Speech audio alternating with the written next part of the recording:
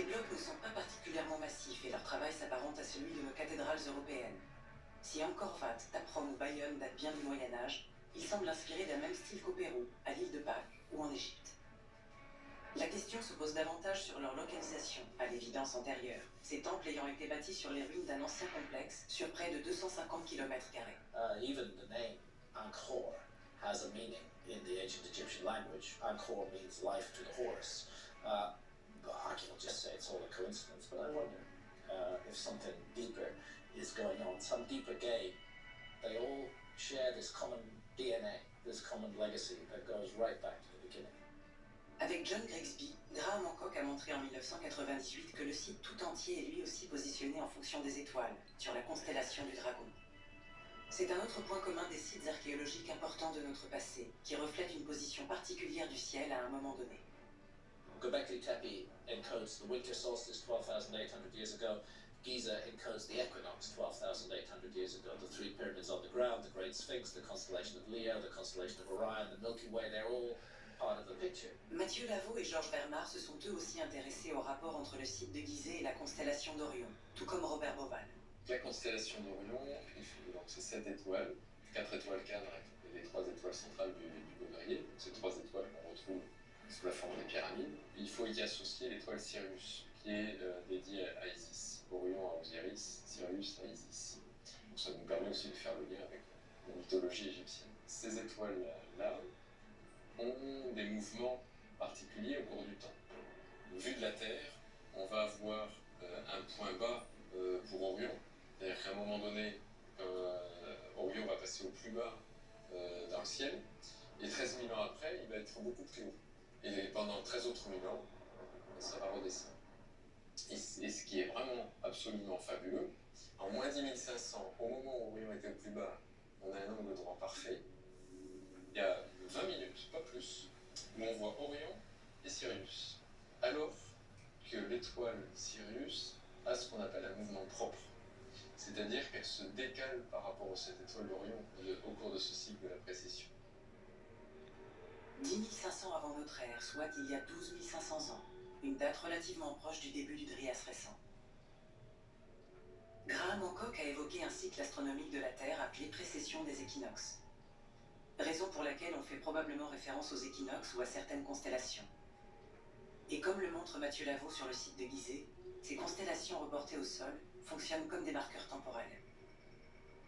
Mais qu'est-ce que c'est la précession des équinoxes ?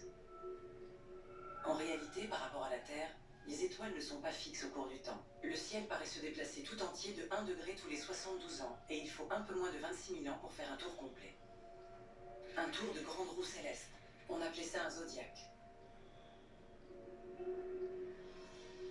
Pour se repérer dans ce zodiaque, on relie des étoiles entre elles, ce qui forme des figures qui permettront d'identifier facilement ces périodes du ciel. C'est une gigantesque horloge astronomique qui ne se dérègle jamais. Selon Platon, un tour de zodiaque durait précisément 25 920 ans. La science moderne l'établit, elle, à 25 760. D'où Platon a-t-il sorti il y a 2500 ans un chiffre aussi proche? Ça reste une énigme qui n'intéresse pas grand monde. Faisons-lui honneur et prenons la valeur de 25 920 ans, ce qui représente une grande année qui se divise en 12 mois, ou ères, qui durent chacune environ 2160 ans. Quand on parle de l'ère moderne, ça a probablement à voir avec l'ère des poissons, qui a commencé il y a environ 2000 ans, nos fameux pêcheurs dans le catholicisme. Eh bien, figurez-vous que chacune de ces ères précessionnelles est représentée avec soin dans les sites anciens. There's no doubt the ancients paid attention to this. During the age of Taurus, the bull was the primary icon in ancient Egypt and in ancient Mesopotamia. As we shift into the age of Aries, suddenly rams become the primary icon. Just look at that column of ram-headed sphinxes at Karnak, for example. As we shift again into the age of Pisces, suddenly it's the fish. The early Christians used the fish as their symbol. So ancient cultures were aware of this, and these broad changes in the heavens do seem to be accompanied by broad changes on Earth.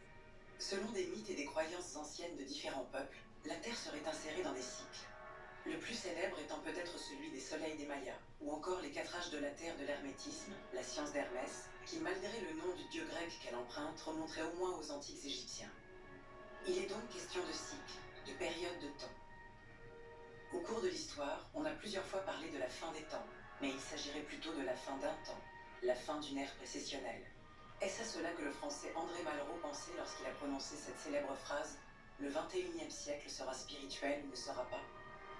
Mais quelle importance cette précession des équinoxes, me demanderez-vous? Pour nous, je ne sais pas, mais pour eux, ça en avait. Ils étaient convaincus que les planètes, dont les dieux sont souvent les figurations, exerçaient une influence sur la destinée des humains. Cette figuration des dieux-planètes est bien visible dans la Grèce ancienne, où le mécanisme d'Anticythère, qui permet de déterminer avec une stupéfiante précision la position de nos astres, pourrait prendre un relief nouveau. Mais si les béliers et les taureaux marquent bien les périodes astronomiques correspondantes, alors que penser du sphinx de Gizeh associé au lion? Car la précédente période du lion débute il y a environ 13 000 ans, juste avant le début du Dryas récent. C'est au moment où je m'interrogeais sur le sens profond de tout ça que sont tombés les résultats de Barabar. Car entre-temps, nous avions décidé d'y retourner en visite éclair avec un scanner 3D et son opérateur, un sonomètre pour des études acoustiques, un niveau à bulle laser pour mesurer l'horizontalité, la verticalité et apprécier la régularité des courbes.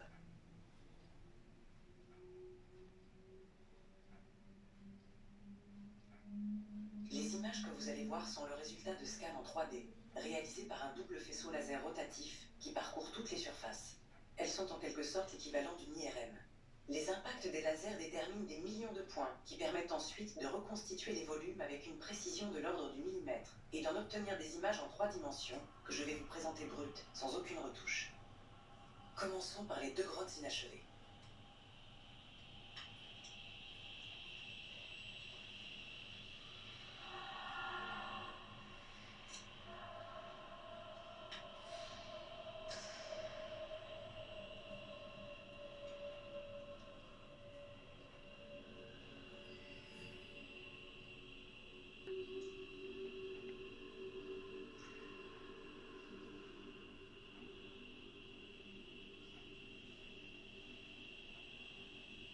Passons maintenant aux grottes achevées.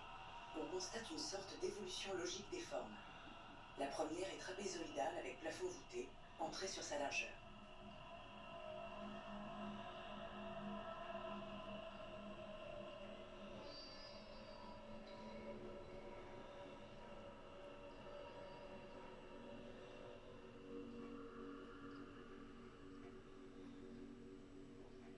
La deuxième est trapézoïdale avec plafond voûté, entrée sur la longueur.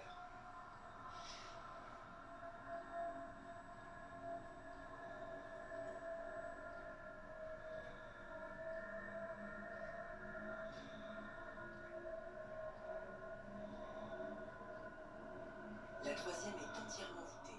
L'entrée se trouve sur sa largeur et la paroi du fond est arrondie.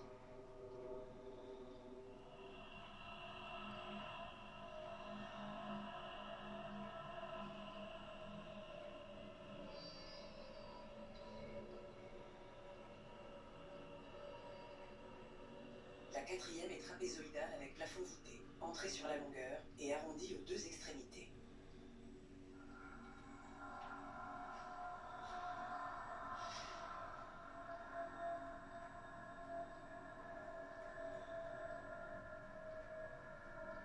La cinquième est la plus complexe.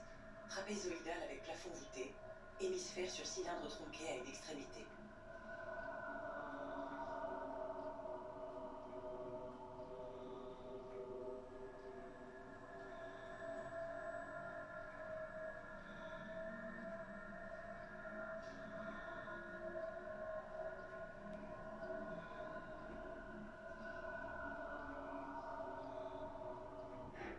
Voici ce qui a été accompli dans le granit il y a au moins 2300 ans, en Inde. Ces grottes sont les plus anciennes de l'Inde et pour une raison incompréhensible, toutes celles qui seront ensuite réalisées durant les siècles suivants n'atteindront jamais un tel niveau de précision et de finition dans l'exécution. Dans ce matériau plus dur que l'acier trempé, des formes complexes ont été réalisées avec une précision oscillant entre 2 et 8 mm, sur parfois plus de 13 mètres de longueur. Nous ne sommes pas dans un travail qui contente l'œil, mais dans des grottes quasiment symétriques en verticale, soit une véritable prouesse en regard des moyens supposés. Laissons de côté la question des outils permettant d'achever de telles grottes dans de telles conditions, et intéressons-nous à la géométrie des formes. Vapiyaka, Karan Chopar, Gopika et la salle de Sudama possèdent des sections trapézoïdales. Les parois verticales sont en réalité très légèrement obliques avec un angle constant de moins de 3 degrés. Sur ces salles de section trapézoïdale, on a ensuite apposé des voûtes qui sont des portions de cylindres dont la hauteur des axes centraux varie d'une grotte à l'autre. Dans Vapillaka, l'axe central du cylindre se trouve à environ 13 cm au-dessus du sol. Dans Karan Chopar, l'axe se trouve à environ 1,20 m du sol. Dans la salle de Soudama, l'axe se trouve à environ 1,10 m au-dessus du sol. Et dans Gopika, c'est encore plus compliqué, car l'axe du cylindre se trouve à environ 47 cm en dessous du sol. Réaliser une voûte dont l'axe se trouve à 47 cm sous le sol complique la prise de mesure pour la vérification de la courbe en cours d'élaboration. Rien n'obligeait à faire des voûtes qui soient des portions de cylindre, à moins que ce soit une exigence. Et le tout avec une finition en polymiroir. On va faire simple. On n'atteint pas une telle précision par hasard. Si on la retrouve en mesurant les grottes, c'est qu'elle fait partie du cahier des charges et qu'elle est nécessaire. On a conçu des plans avec des dimensions précises, pour une raison précise. Ce qui nous éclaire sur l'existence de connaissances théoriques et de savoirs permettant leur concrétisation, qui met en œuvre au moins un ingénieur pour la conception et des ouvriers confirmés pour la réalisation. Ce qui apparaît très au-delà des savoirs et moyens techniques possédés durant la période Ashoka, indiqué par la qualité d'exécution du porche et des inscriptions de certaines grottes. Oui, mais pourquoi réaliser des volumes aussi particuliers? Ce qui surprend dans ces grottes, c'est le son et la manière dont ils se propagent, ce qui est dû à la très légère inclinaison des parois, qui a pour effet de supprimer l'écho au profit de la résonance. S'il ne s'agit pas d'un extraordinaire hasard, plus que douteux face à de telles réalisations, où se trouvent donc les essais préalables ayant permis d'arriver à cette connaissance? Ici encore, comme pour le mécanisme denticitaire, il a fallu expérimenter, concevoir des prototypes. On n'arrive pas du premier coup à faire des grottes aussi précises sans essais préalables. Or, il n'existe aucun autre prototype nulle part, autre que ces deux grottes inachevées et ratées. Et ce qui sera réalisé durant les siècles suivants en Inde n'égalera jamais, et de loin,